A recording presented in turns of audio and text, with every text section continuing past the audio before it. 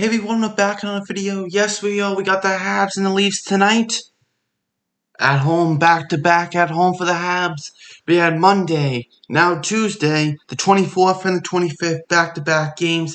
Last game, yes, was a disappointment. The Habs did lose 2-1 to the Leafs. 15 shots to 2 for the Habs, favoring the Habs in that third period, but Jack Campbell prevails and comes out strong with a win, giving the Leafs a 2-1 in the series. Now let's get into this preview. Got some things to say, some things I want to be changed for this next game to potentially, which I should say hopefully, the Habs tie the series up. What keys will they do to get this series back at even, at 2 apiece? Now, let's get right into it. Got the lineups, we got the last 5 games, how teams have been doing. The players have been doing. But let's get into it now. The lineups. Now, of course, you still don't have Nick Foligno. He's out day to day. You also have John Tavares. He's out indefinitely. We know that. So down the middle is on the weaker side, which I have to say, the Leafs still get points for having a good down the middle with Matthews, but they're kind of equal down the middle. If you take out Matthews, but except if you add Matthews, they have an edge down the middle for sure. But the Habs just gotta score. Get those quality chances. Where are those quality chances? Tell me what they are. Are they from on the outside? From the weird angles? No, not from the outside. You gotta think of a net, okay? The goalie net. You think a triangle right in front of it. That is the prime opportunity where you score. You score right there. That's where most of the goals go from. You don't go on this weird angle, try to score from those, because will you get those? Of course you're going to get those. It happens. You're going to get those, but how many are you going to get from scoring from those weird, impossible, not impossible, but weird, fluke goals, I should say. Not even fluke, a little bit more than fluke. Just, goals that maybe the goalie's like, oh, I should have saved. Goals like that, they're not going to come by that often to score like those. You might get 1, you might get 0, you might get 1, 2. Maybe on a good day you might get 3. But get those prime opportunities. You got to get down the middle. Get those players to the middle of the ice and got to get the puck to the net. The rebounds, those things. Get the passing. Montreal did very well defensively in Game 3. Keep that defense going. Just add the offense. And you have your Sperry Kotkaniemi. You have those guys. Okay? Nick Suzuki, Kotkaniemi, great playmakers. Caulfield, the sniper. Remember what Caulfield is there for. Just snipe the puck. Yeah, he's there. That's what he's going to be there for. I know he's a rookie next year, but you got to understand that's what the Habs need to thrive on. He had a couple great chances in Game 3. Continue his chances, okay?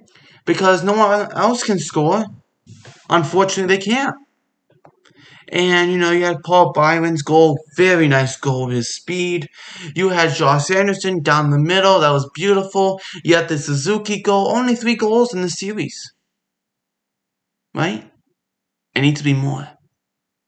You have to add more. And we know that. There's gotta be more. And, come on. But we know that for sure, right? So let's get into the lineups here. For the Leafs, it's Zach Hyman, Austin Matthews, and Mitch Marner. That does not change. Hyman has been on the quiet side, but maybe he'll start breaking out soon. He's always can play on any line. I'm a big fan of Hyman, I have to say. And if it means that he signs with the Leafs, or he goes to another team next year, whatever it might be, someone's going to get a good player for sure.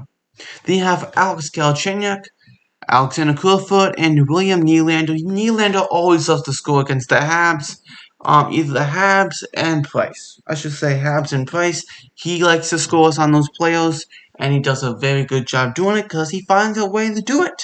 And after the series, I wouldn't be surprised if he, what happened to Nylander? You know how good he was in the Habs series? Well, explains why. Because he's always been good against the Habs and Price. Scoring, different things. Just watch some highlights. Whenever I see Nylander in the Habs, I'm like, Whatever. Nylander, come on, stop it. You know what I mean? It's frustrating. Even over Matthews, Nylander's the one that likes to throw that dart in the side of you, likes to really take you out, and that's what they love to do to the Habs, especially Nylander. He's always that guy doing that. Then on the third line, you have Pio Envo, Riley Nash, and Ilya Mikheyev. And on the fourth line, you have Joe Thornton, Jason Spencer, and Rain Simmons. That is your four lines.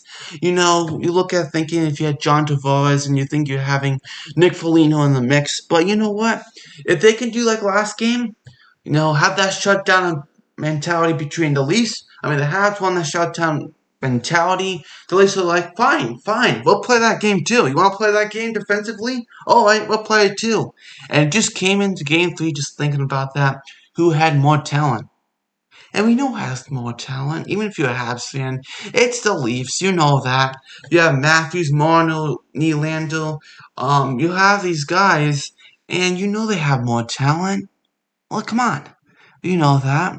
So the Habs gotta prevail. They gotta get something against this team.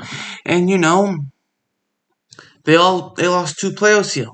Foligno is only day to day, but we'll see. On defense, you have Morgan Riley, TJ Brody, Jake Muzzin, Justin Hall, Rasmus Sandin, and Zach Bogosian. Now, Rasmus Sandin's looking like a Morgan Riley. Like, really, he is a good defenseman. And, they took the time with him, but now, the 21-year-old is ready to play. And, he's really shown that quarterback in that power play. That's what the Habs need to do. It's going back to that, comparing him to the Leafs. Use the young guys. Look how great Sandin's doing. It's in the playoffs. We're in the playoffs right now. Okay? The Leafs can be like, no, we're not going to use Sandin. We're going to use someone else. Because we don't trust our young guys. No. And they're winning. They're up 2-1 in the series. You got to remember that, guys. Okay? Sandin, he's quarterback in the power play and playing very well. I know the whole Byron scoring because, of course, Thornton gave away, and then Sandin couldn't hold on to the puck, and Byron kept going. Well, they passed that. They're like, no problem, that happens, this young guy. And they kept using him. You gotta do that, okay? You're gonna make, mistakes. It's gonna happen. They're young. They're still getting used to the NHL. There's always a big leap to the NHL for sure. You all know that. Like, we know that for sure, right? And also you have Jack Campbell and that backing up is Freddie Anderson. We already know that. That's a done deal for sure. It's just, you gotta use those young guys. We're going to get into the Habs now and talk more how they can use those young guys and really effectively use them. They need to effectively use them. Remember, you're down 2-1. Why not? You need goals. Why not? Jesperi Kotkaniemi did fantastic in the playoffs last year. So did Nick Suzuki. Why? Because they used the young guys. Think about Claude Julien and what he did. He basically made Max Domi expendable, and he brought in Jesperi Kotkaniemi playing some top-line minutes with Nick Suzuki, and look how much they thrived. And that's why Toffoli wanted to come, because he saw what Suzuki did in the playoffs. He knows how talented this guy is. So you got to use these young guys if you do, because they're the future. They're the future of the Habs. Correct? You know what I mean? So let's look at the lineups now. Thomas Tatar, Philippe Deneau, and Josh Anderson is your first line. Yoel Almia, Nick Suzuki, Cole Caulfield, Tyler Toffoli, Jesperi Kotkaniemi, Brendan Gallagher. Then Artturi Lehkonen, Paul Biron, and Corey Perry. On defense, Ben Sherratt, Shea Weber, Joe Edmondson, Jeff Petrie, Brett Kulak, John Merrill, and in goal tonight is number 31, Carey Price. Backing up is number 34, Jay Gallen. Now that's what we have tonight. Carey Price played outstanding in the last game. He's played outstanding every single game, It's just that absolute diving stop that he had in game 3. Fantastic, but the Habs need to score because Price can make all the saves he wants. He can make, I don't care how many saves he's going to make, but someone's got to score to help him out. You think of game 1, only 1 goal went in. The Habs score 2. They win.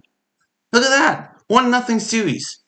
Of course, the Leafs Won 5-1. There's empty net, kind of like 4. It's gonna happen like that. But then you had 2-1. You guys scored more than one goal. Come on. You gotta score them more than one goal.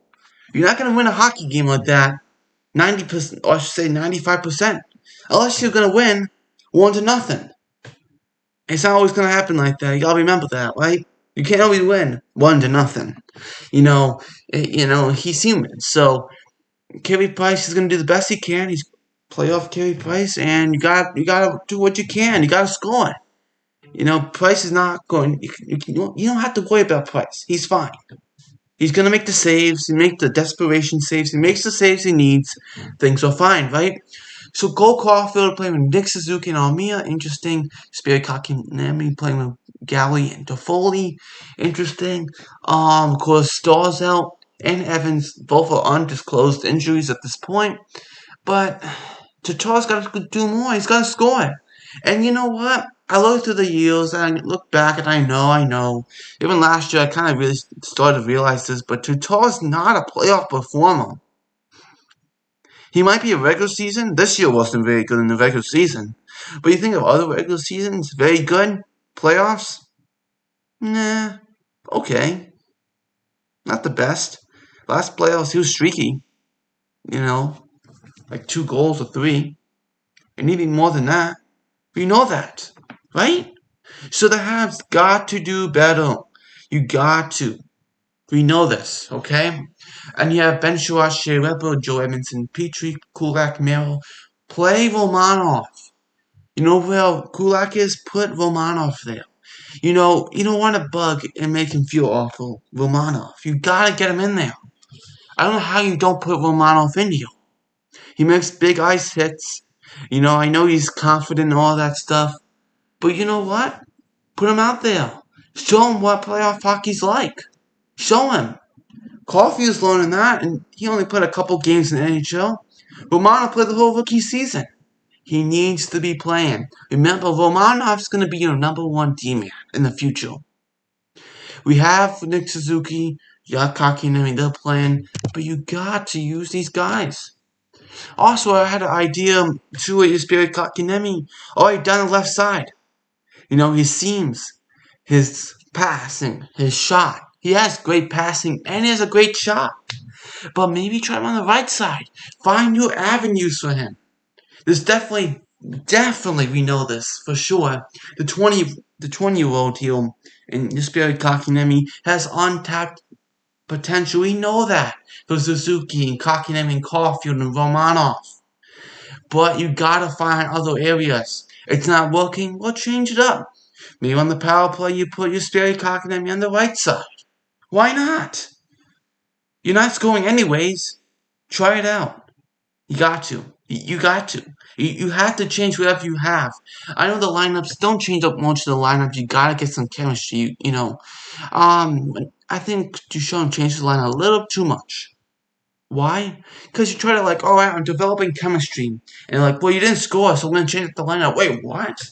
We just got some chemistry here, and now you're gonna get rid of it? What do you mean you're gonna get rid of the chemistry? You can't do that. You gotta keep some chemistry together here. You have to, right? You have to have some chemistry here. You have to. You can't keep switching out the lines, doing, I know he's just trying to grab or anything, but you gotta try these young guys in different, you gotta try different ideas. Maybe something's not working, try a different idea. You got to. Anything against these Leafs. You got to, okay? So, this is my review. This is my preview, I should say. Sorry about that. And thanks for watching NHL News Sports. Like the video. Yes, ding the bell, comment, share. And I will see you in the next video. It's NHL News Sports. Bye.